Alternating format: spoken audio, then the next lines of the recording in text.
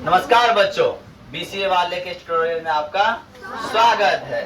आज पदार्थ का वर्गीकरण का ये 5वां या 6वां क्लास है, 5वां क्लास है। आज हम लोग इसमें कई तरह के पदार्थ के बारे में जान चुके हैं। हम यहाँ जानेंगे कि मिश्रण को अलग करने की क्या सब विधि है।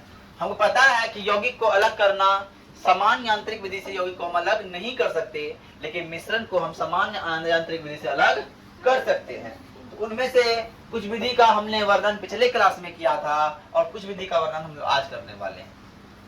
तो पहला है कि छानना। फिल्ट्रेशन क्या होता है? फिल्ट्रेशन क्या होता है?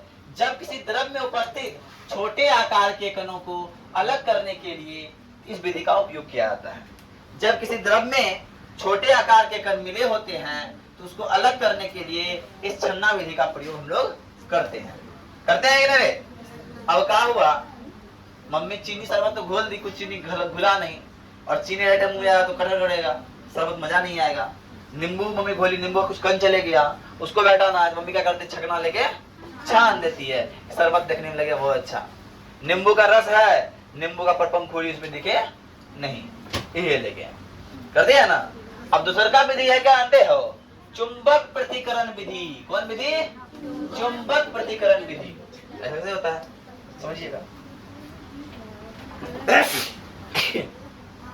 कंट्रोल। चलो, चुंबक प्रतिकरण विधि क्या होता है?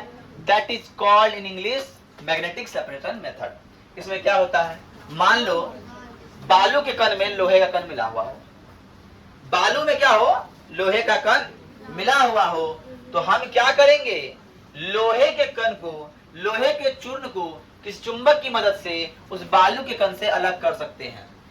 एग्जाम्पल में दिया है, लोहे के चूर्ण और गंधक के मिश्रण को हम अलग करने के क्या करेंगे, चुंबक से लेके ऐसे चुंबक उसमें पूरा घुमाएंगे, जितना भी लोहा कण होगा उसमें चिपक जाएगा और गंधक चिपकेगा नहीं। इस प्रकार से क्या होगा, नया चुंबकीय पदार्थ निकल जाएगा। इसमें होना क्या चाहिए, कोई एक पदार्थ चुंबकीय प्रवृत्ति का होना आवश्यक है। चुंबकीय प्रवृत्ति मतलब आकर्षण होने की क्षमता उसमें होनी चाहिए। जैसे लोहा चुंबक से आकर्षित हो जाता है, बोलता बाबू हम तुम्हारे साथ रहेंगे, हम तुमसे अलग। अरे ओ बाबू, चुंबक बाबू आओ हमें ले जाओ, क्या बोलता है, लोहा बोलता है। काहे काहे, लोहा चुंबकीय प्रवृत्ति का होता है। तुम लोग का भी कोई बोलेगा, तुम लोग भी बोलती हो किसी को, अरे ओ बाबू आओ कोई ले जाओ, अभी नहीं बोलेगे, बोलेगे, आएगा समय, ठीक है ना। अब आते हैं, दूसरा होता है ऊर्ध्वपातन सेपरेशन। ऊर्ध्वपातन कैसे करेंगे, सुनो सुनो पहले, ऊर्ध्वपातन क्या होता है।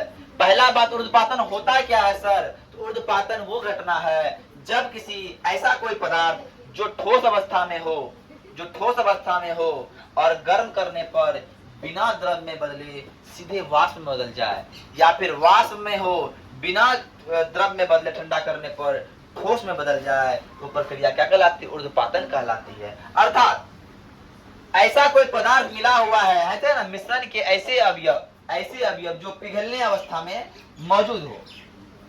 कैसा अवस्था मौजूद है, पिघला हुआ अवस्था में मौजूद है, और ठंडा करने पर बिना द्रव में बदले ठोस में बदल जाए, तो क्या करेंगे। अब मान लो क्या हुआ, बहुत सा चीज है कि पानी की तरह मिला हुआ है।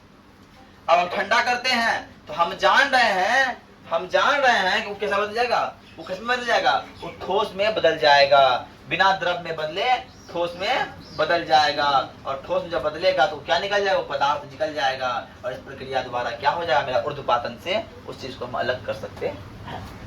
अब आते हैं वाष्पन विधि क्या है, ये होता है इवेपोरेशन मेथड। अब मान लो वाष्पन विधि में मम्मी क्या कर दी, नमक और पानी को घोल दी, नमक और पानी को घोल दी, बहुत सारा नमक और बहुत सारा पानी घोल दी, लेकिन अब हम क्या करना है, नमक को अलग करना है, पानी को अलग करना है। तो हम क्या करेंगे, एक कढ़ाई में नमक पानी का जो मिश्रण है डाल देंगे और उसको हीट करेंगे, और जब हीट करेंगे तो धीरे धीरे पानी क्या हो जाएगा, वाष्प में बदलकर बाहर चला जाएगा, और नमक जो है ठोस के रूप में हमें प्राप्त हो जाएगा। यही मेथड क्या कहलाता है, इवेपोरेशन मेथड, वाष्पन विधि कहलाता है।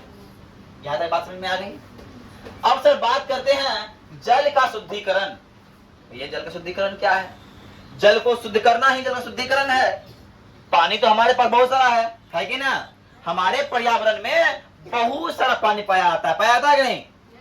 लेकिन सभी पानी पीने योग्य है? नहीं है। कहता है कि ना, अगर पूरा संसार का पानी को हम एक बाल्टी माने, पूरा संसार का पानी को एक बाल्टी माने, एक बाल्टी पानी के बराबर माने, तो सिर्फ उसमें 1 गिलास पानी पीने योग्य होगा।